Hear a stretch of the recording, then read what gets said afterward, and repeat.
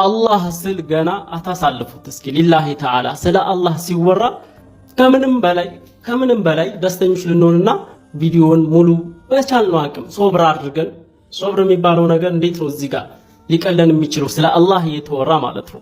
ዛሬ አንድ ሰው አላህን እንዴት አውቆ ሊያምን ይችላል? በጣም ወሳኝ ነገር ነው። ዛሬ የምናወራው ስለ አላህ ነው። በደንብ ሼር አድርጉት። ሊላሂ ወረሱል አላህ በጀነት ሊሰባስበን። አላህን ማወቅ ሲባል እንዴት ነው አንድ ሰው ሊያውቅ የሚችለው? አንድ ባሪያ መጀመሪያ ከምንም በላይ ግዴታ የሚሆንበት ስለ አላህ ማወቅ ነው። ከዚያ ስለ መልእክተኛው እንደምታውቁት ከስድስቱ የኢማን ማዕዘናቶች መካከል መጀመሪያ ላይ የምታገኙት አንቱ እሚና ቢላህ በአላህ ልታምን ነው። እንዴት ነው አላህን አውቀህ የምታምነው? አላህን የምታውቀው ጠቅለል ስናደርገው በሶስት መልኩ ነው። አንደኛ ለአላህ ግዴታ የሆኑለትን መገለጫዎች ለእርሱ ግዴታ የሆነለትን ባህሪያቶች በማወቅ፣ ሁለተኛ ለአላህ የማያመቹ የሆኑ ጎዶሎ የሆኑ ባህሪያቶች በእነኛ ባህሪያቶች አላህ እንደማይገለጽ በማወቅ ሲሆን፣ ሶስተኛ ላይ ለእርሱ ጃኢዝ የሆነ የሚበቃለትን ነገር በማወቅ ነው። እያንዳንዳቸውን አጠር አድርጌ በዝርዝር ልንገራችሁ። በደንብ ግን ቪዲዮ ሼር ያደርጋችሁ። አንደኛ ላይ ምንድን ነበር ያልነው? ለአላህ ግዴታ የሆኑ መገለጫዎችን ባህሪያቶችን ለእርሱ ግዴታ የሆነለትን በማወቅ ነበር ያልነው። በመጀመሪያ ደረጃ ሰውየው በአላህ ሲያምን እንዴት ነው አላህ ያለ ነው ያሉ ነገራቶች ግን ፈጽሞ አይመስልም። እርሱም አላህ ሙሉ በሆኑ መገለጫዎች ባህሪያቶች ለእርሱ አመችና ተገቢ በሆኑ መገለጫዎች ይገለጻል ብሎ ማመን አለበት። ከዚያም ምን ናቸው? አላህ ብዙ ባህሪያቶች ብዙ መገለጫዎች አሉት። ከነዚያ መካከል ዑለማዎች እያንዳንዱ ሙስሊም ሊያውቃቸው ግዴታ ናቸው ያሉትን 13 ባህሪያቶች እናያለን። አንደኛ አላህ ያለ የሆነ ጌታ ነው፣ ለመኖሩ ምንም ጥርጥር የለውም። በዚህ ተቃራኒ ሰውየው ካመነ ከእስልምና ተሽቀንጥሮ ይወጣል። አላህ ያለ እንደሆነ ማመን አለበት ያለ ምንም ጥርጣሬ ማለት። ሁለተኛ አላህ አጋር እንደሌለው በጌትነቱ የሚጋራው ሸሪክ እንደሌለው አሁንም ማወቅ ማመን አለበት። ሶስተኛና አራተኛ ላይ አላህ ለመኖሩ ጅማሬም ይሁን ፍጻሜ እንደሌለው መጨረሻ እንደሌለው ማወቅ አለበት። አላህ መጀመሪያ የለውም፣ ዘላለማዊ የሆነ ጌታ ነው አላሁ ተባረከ ወተዓላ። ይህንን ማመን አለበት። አምስተኛ ላይ አላሁ ተዓላ ሙስተግኒን በራሱ የተቃቀ የሆነ እንደሆነ ወደ ፈጠረው ፍጡር ወደ አርሽ በለው ከአርሽ በላይ በለው ወደ ሰማይ ወደ መሬት ወደ ጀነት ወደ ጀሃነም ወደ ሰው ልጅ ወደ መላኢካ ወደ ምንም ነገር እነርሱ ወደ እርሱ ወደ አላህ ይፈልጋሉ እንጂ ፍጥረቶች አላህ ወደ ፈጠረው ፍጡር ቅንጣት ታክል አይከጅልም ብሎ አንድ ሰው ሙስሊም ሊሆን ዘንድ የግዴታ ማመን አለበት።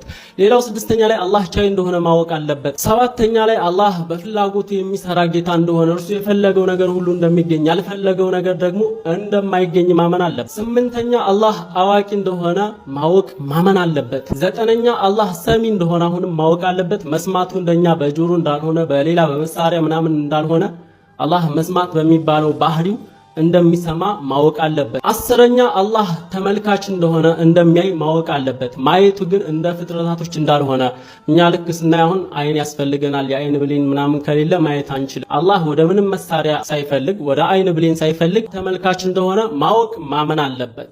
እንዲሁ አላሁ ተዓላ ሕያው እንደሆነ ሕያውነቱም እንደኛ በደም በስጋ በአጥንት እንደዚህ የተቀናጀ እንዳልሆነ ማመን አለበት።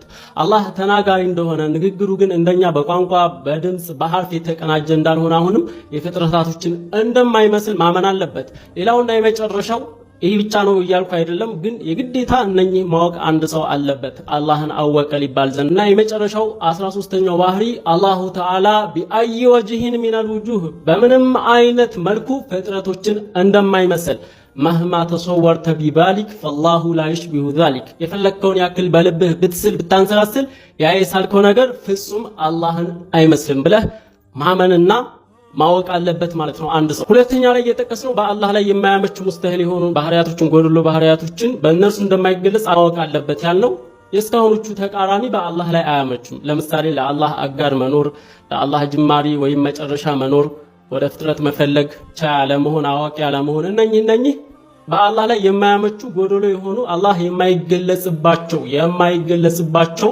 ባህሪያቶች ናቸው። አላህ በእነዚህ እንደማይገለጽ በጎዶሎ ባህሪ እንደማይገለጽ ማወቅ ማመን አለበት። የመጨረሻው ጃኢዝ ያልነው ደግሞ ለምሳሌ የሆነ ነገር አላህ ከፈለገ መፍጠር ካልፈለገ ያን ነገር አለመፍጠር፣ ይሄ ለአላህ የሚበቃለት የሆነ መገለጫ ነው።